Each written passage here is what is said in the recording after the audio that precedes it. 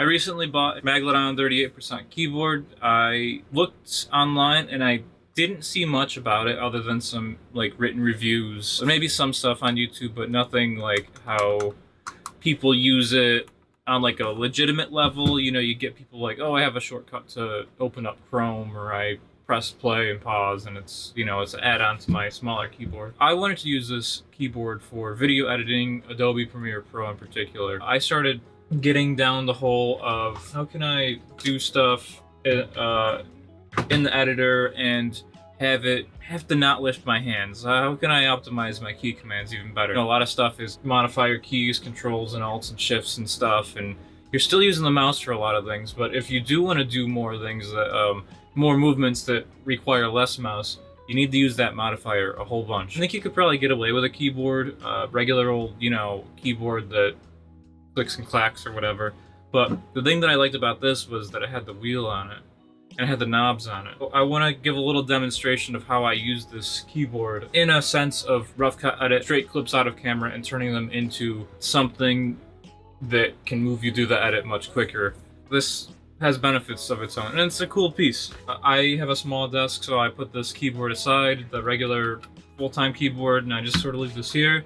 With the 3 USB ports, the center is where you plug it in. It's got RGB. I don't really care about all that. It's hot swappable mechanical keys, and you can get different caps and XYZ. Nothing's labeled here, but I sort of figured out the method and mimicked similar positioning to regular mouse and keyboard.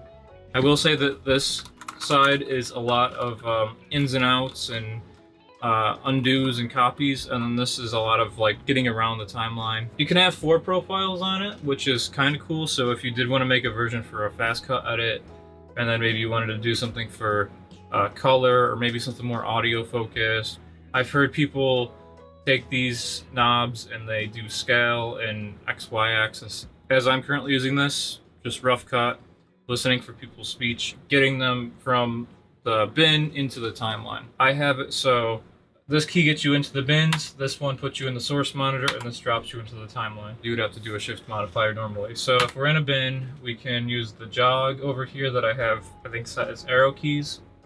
And I have this set as shift, so I can go through and I can select everything.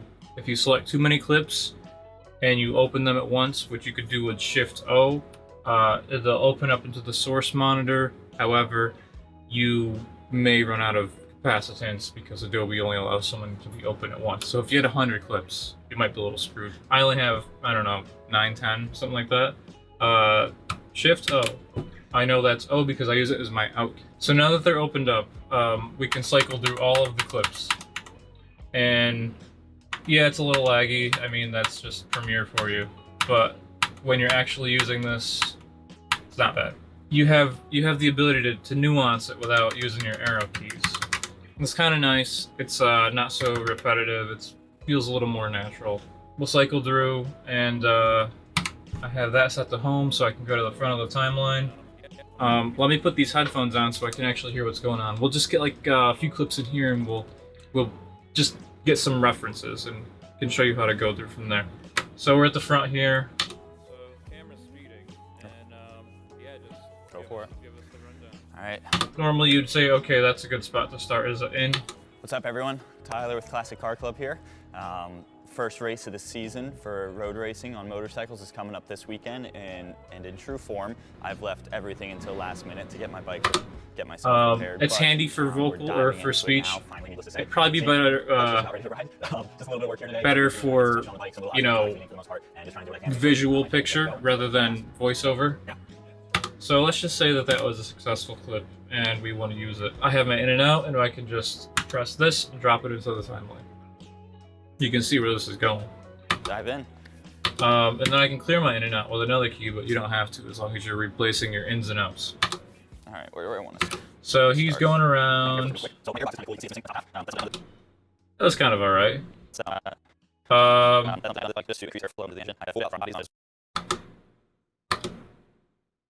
Adobe's terrible. Well, let's scrub through. The lid, you know, jog through. Can't really hear what he's saying too well.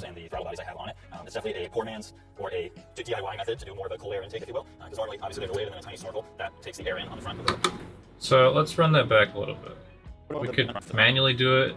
Adobe hates reverse playback.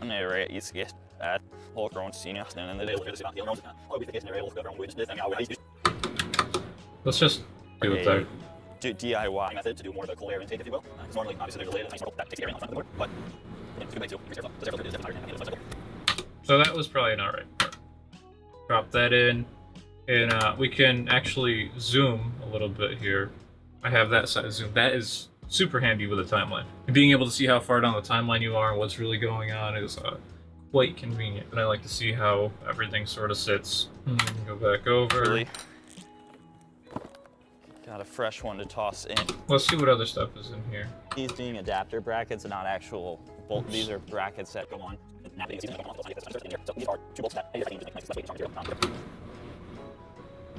You know, if you're like actually picking shots that have a little more value to them instead of the talking bit where you can kind of carry away, you could really get into some specific stuff.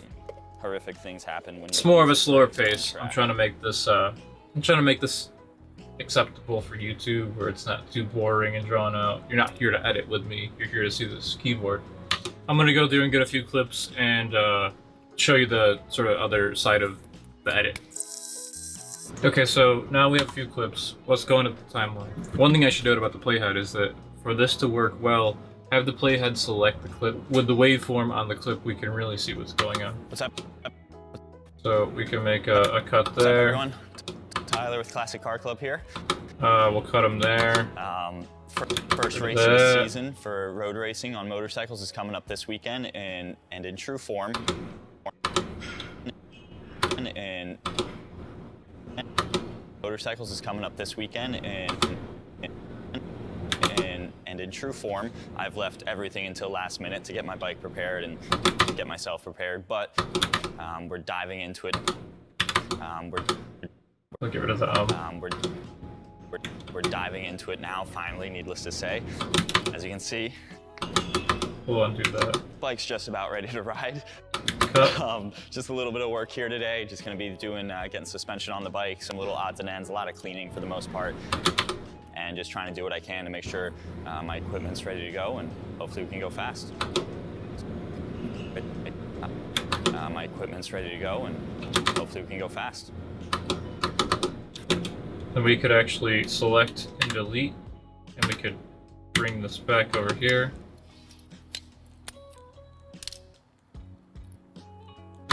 If you don't have a bunch of zip ties on your race bike, you're doing something wrong. Now, if you found a part that you said, okay, let me drag this to the back because I want to use it as a later piece because this makes sense for a later spot in the edit.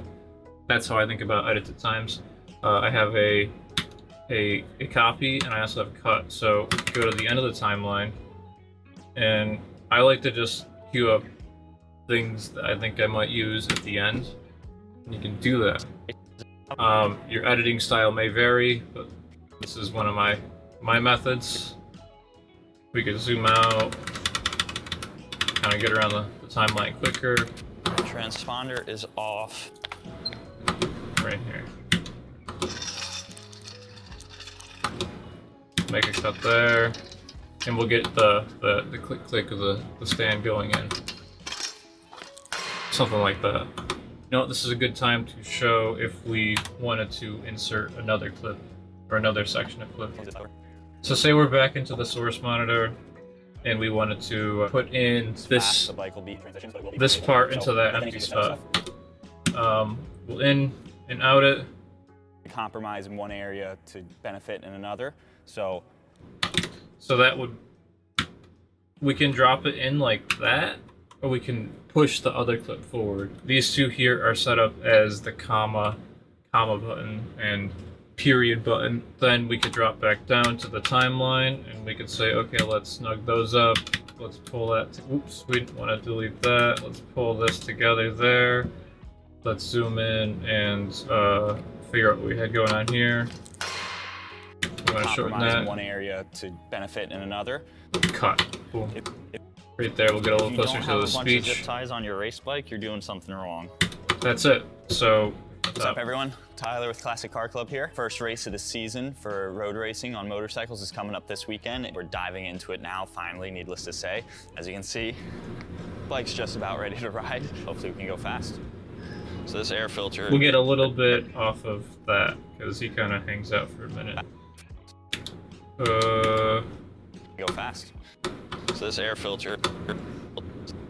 So this air filter is definitely tired and at the end of its life cycle.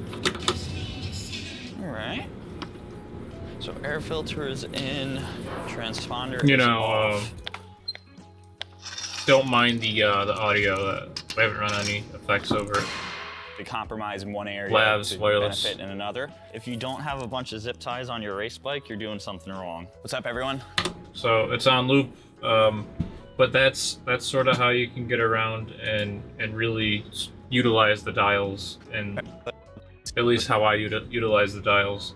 Maybe it gives you an idea of how you could better use this for your own applications or Adobe. And I have, let's just go through some of the keys. I have save, and I have, I don't know, that was neat. Megalodon 38% macro keyboard, uses VIA. Give it a review. Hopefully this is helpful to someone that might be buying this thing. I'm not affiliated. I feel like you should disclose that.